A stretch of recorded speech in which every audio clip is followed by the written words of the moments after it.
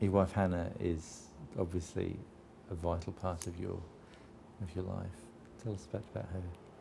Yeah, absolutely. I mean, we met in Sydney at a conference, at a medical conference, and we got married in 2007, in December 2007. She's currently at Starship training to be a paediatrician, and yeah, she's been an incredible strength. And no wife or husband, I guess, expects the in sickness and health part of your vows to kick in 11 months into your marriage, and particularly when it started from a 40% survival prognosis to one that's more or less terminal.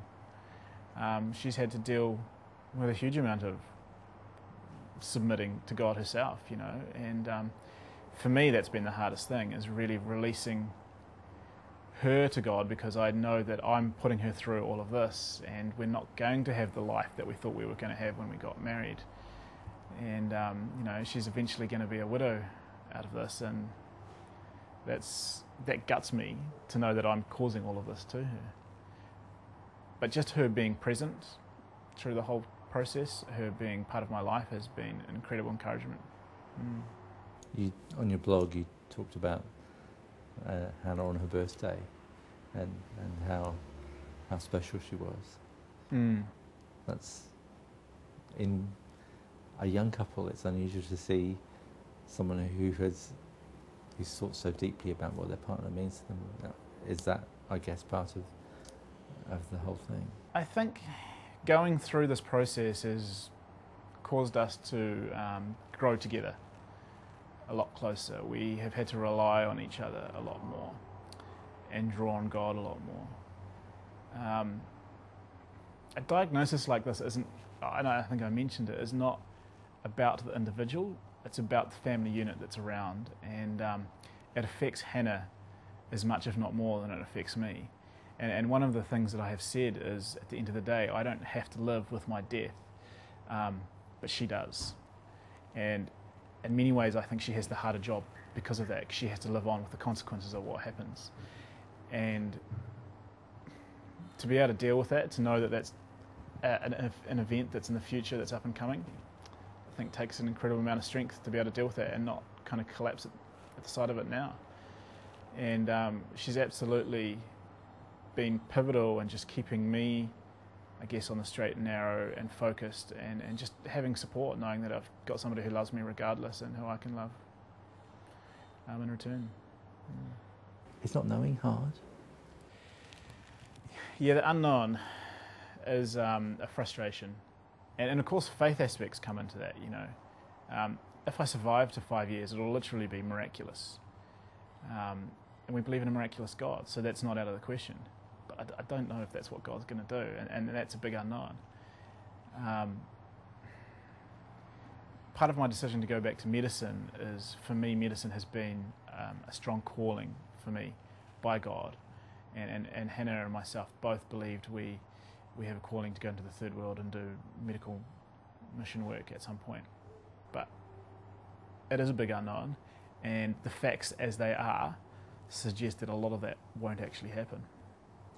Your dad was a Baptist minister, so does the fact that you come from a strong Christian background, that your family were strongly rooted in Christianity, has that been a help? Yeah, absolutely. I grew up in a home where God was central, and so there was a model that was laid out before me that God's priorities always came before our own, you know, rather than our own comfort or our own desires. And I think that's part of me going into medicine, was part of that, and also just acknowledging God in this whole process is part of saying that, you know, God is still central regardless of what circumstances are going around.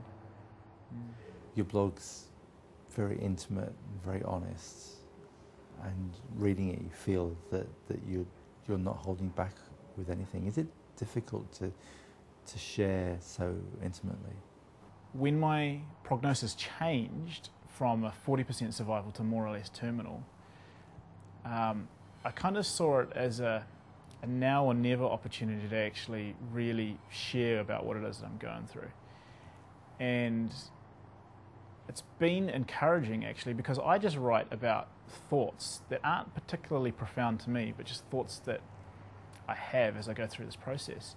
But the feedback I've been getting has been quite amazing in terms of how it's affected other people.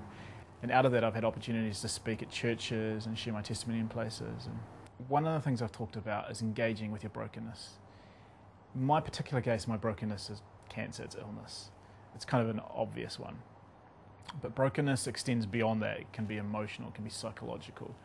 It can do with issues around self-esteem or sexual abuse or whatever. And often we hide our brokenness. And one of the things I've encouraged people to do is we should actually engage with God in our brokenness, and out of that comes blessing and healing. And it's not always healing in a way that we expect. In my case, we would love for me to be healed physically, but the healing comes in the peace that goes through it. The healing comes in knowing that I'm building up God's kingdom. Death in itself is its own form of healing. We have to remember that too. There is promise of a life that's beyond this one. So I think for people who go through similar things, what I've encouraged them to do is actually to A, stop ignoring their brokenness, identify it, and B, engage with God in that process, which involves submitting it to Him. And it's not a beaten into submission, I have no other option but to submit to God thing. It's a, regardless of all my options that are available to me, I'm submitting to God and just letting you take this. And through that, there is healing. And through that, you actually, I find that I've been able to be a blessing through my brokenness, and other people I think can do the same, regardless of what that brokenness is. Because there are many people who deal with issues like depression and those kinds of things, and people just need to hear from other people to be honest about it. You're a remarkable bloke, thank you. Thanks.